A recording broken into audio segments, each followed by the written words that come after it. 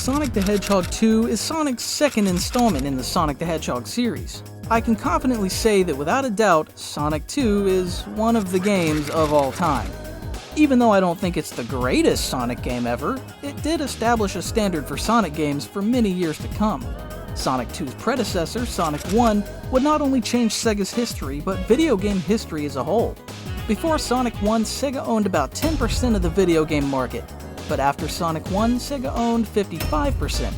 So it's only natural that Sega would want a sequel to one of the best-selling Genesis games of all time. Sonic 2's development started in late 1991, with series creator Yuji Naka moving from Sega of Japan to the now-defunct Sega Technical Institute in America. Problems arose pretty quickly during development. This could be a reason why so many zones were cut from the final game. Anyway, Sega Technical Institute had a contest to see what design would appear along with Sonic in the new game, and among the participants was Yasushi Yamaguchi, who submitted the Tails design.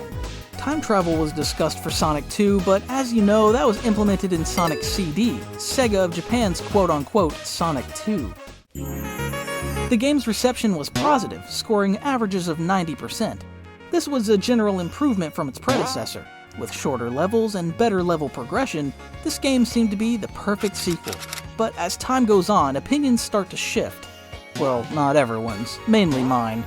I don't think Sonic 2 is a perfect game, but was it an improvement from Sonic 1? Yes. Some positives to Sonic 2 is the introduction of the Spin Dash. This move is a staple in the Sonic the Hedgehog series. The Spin Dash is especially great for going through loops, rather than slowly walking up them.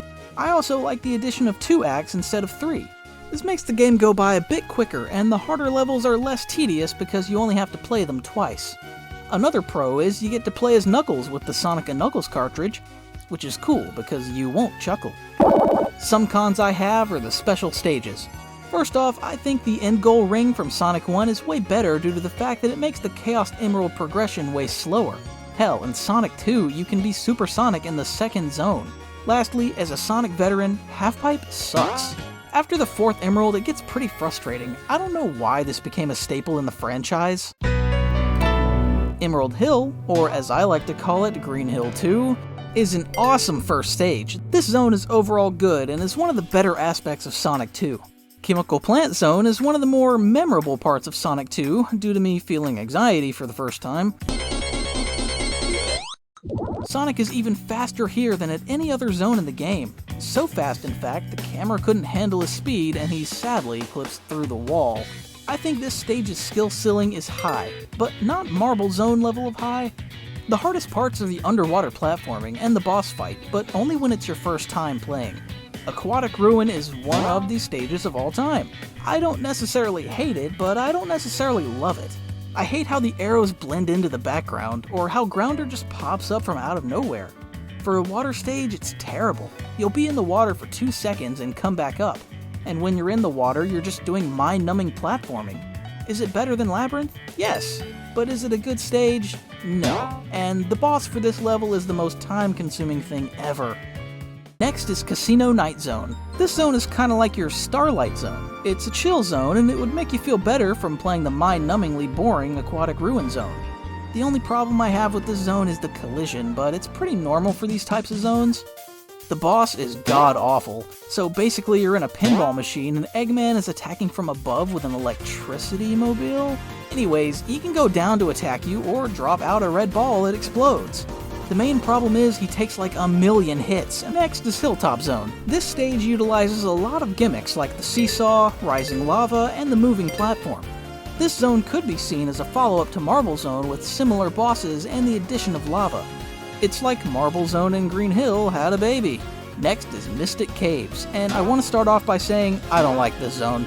The level kind of forces you to take a step back with the speed or you'll be punished by the crushing vines. Or, if you're really unlucky, you'll fall into the Pit of Doom. What awesome level design. Oil Ocean is Oil Ocean, I guess. Hopefully Sonic doesn't visit Trinidad and Tobago. Oh, the PTSD. I just don't like how there's a part where you have to do platforming, and if you fall on this one part, you'll have to do it again. This could repeat a couple times over. This boss is surprisingly good. It's kinda similar to Hilltops, though. Metropolis is next. Not that Metropolis. Metropolis is obviously the worst zone in Sonic 2 due to many factors, such as it has 3 acts. I don't know, it seems like most people hate it because it has 3 acts. And yeah, the enemy placement sucks at times, but you have a buttload of rings to make up for it. And this zone doesn't hold a candle to the hellhole that is Scrap Brain Zone.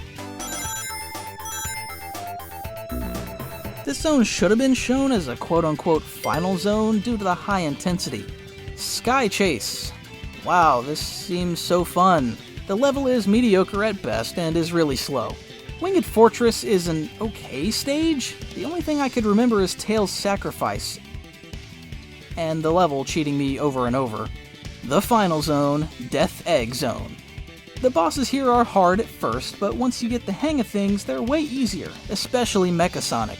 I can beat him in less than 20 seconds, but the real star of the show is the Death Egg Robot. This boss is easily one of my favorite Sonic bosses of all time. It's way better than CD's and 1's final boss.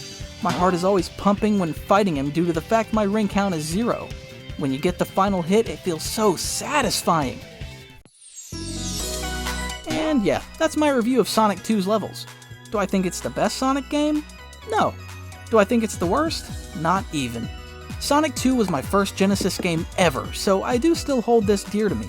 This gets a B rank from me. Thanks for watching this video, and I'm sorry for only posting monthly, but next month I'm going to try to roll out 2 full-length videos for you guys. And also, I still need a permanent person to do voiceovers, just hit me up in the comments. And Obscure Sonic Albums 2 will be renamed to Obscure Sonic Songs.